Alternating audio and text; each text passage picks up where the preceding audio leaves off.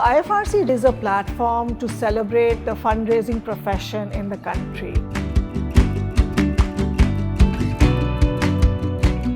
When we started creating the IFRC 2024 with ILSS, we were really looking at how big the number would be of participants. And we set an ambitious target of 300. And one of the big surprises is that we actually had to say we were sold out, realizing how big the desire of people coming together is.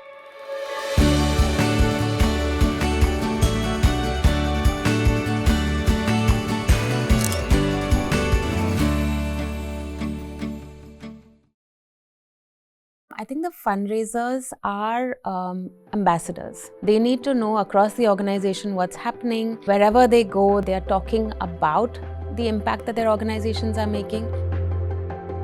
We happen to be in a really important moment where there are wealth transfers that are happening, there are economies that are growing, and the nexus of all of those things is very exciting.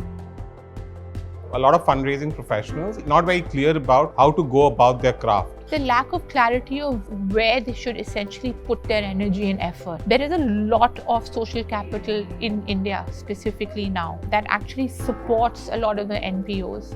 But the fact is that fundraising professionals are not being systematic about how to get there.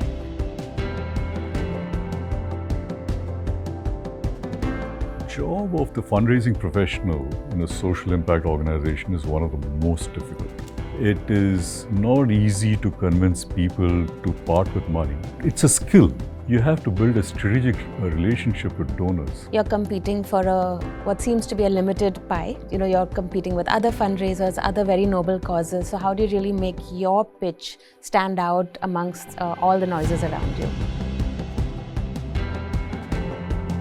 Let's face it, without money, we aren't able to go into communities that we work in. And I know a lot of people want to kind of hide from that. We want to talk about our advocacy a lot more. We want to talk about the work that we do, our projects a lot more. But fundraising is just as important. Fundraisers should feel like, this is one of the most exciting professions. NGOs play a very important role in society. Fundraisers play a very important role in driving NGOs. Few trends are starting to become apparent. One is funders are opening up to the idea of making longer term investments, more flexible investments, investments in things like scientific research, mental health, new causes, if you will, even Olympic sports and stuff like that. So I think for fundraisers to find a way, almost identifying who's the fundraiser group that is most likely to be interested in my cause.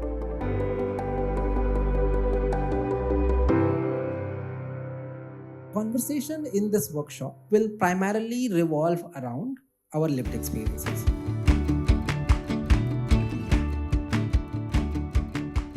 This time we really did want to focus on masterclasses and workshops. We really wanted our participants to not only engage through the panel discussions, but also have some clear takeaways from the time they spent here. So there were masterclasses on how do you manage your major donors, there were masterclasses on how do you have your relationship with storytelling, how do you do ethical fundraising.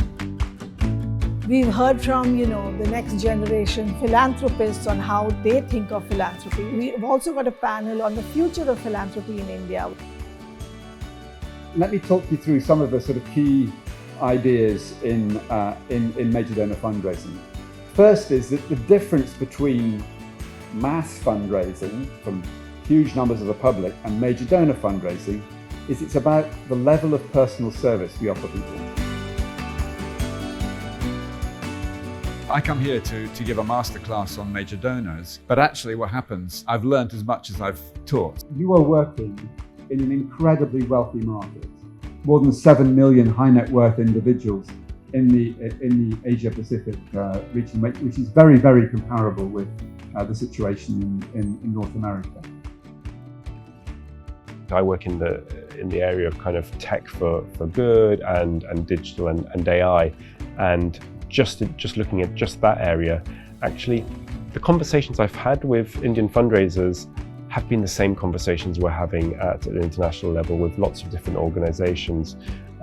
We all are in the same position in terms of the challenges we have, the way that we need to adapt and change as the world changes around us, and the uncertainty of a very rapidly changing world is something that unites us all. Question that I have.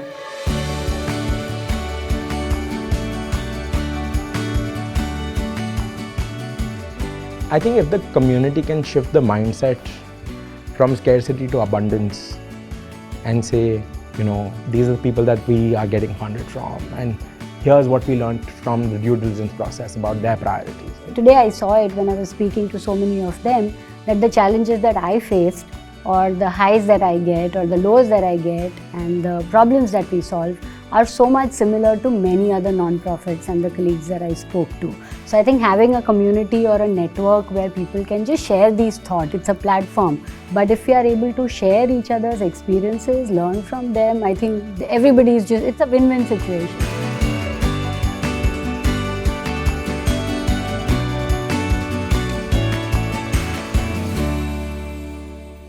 So the objective of tonight's Pitch Fest is to shine a light on the impactful ideas in the sector, provide a platform to our fundraisers to showcase their work.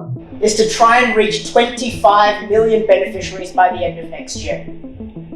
It's a big goal. It's a tough goal. What is an intellectual disability is when the IQ of an individual is less than 70 points. Skills that make them more employable, but most importantly, they become change makers in their communities.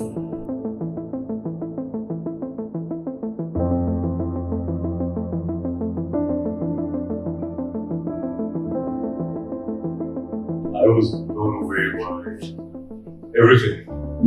You know, one looks at this country and thinks about all the issues and all the problems that exist. And then you look at it, you know, what people are doing. The best pitch, it's INR 2 lakh with a mentorship from IFRC.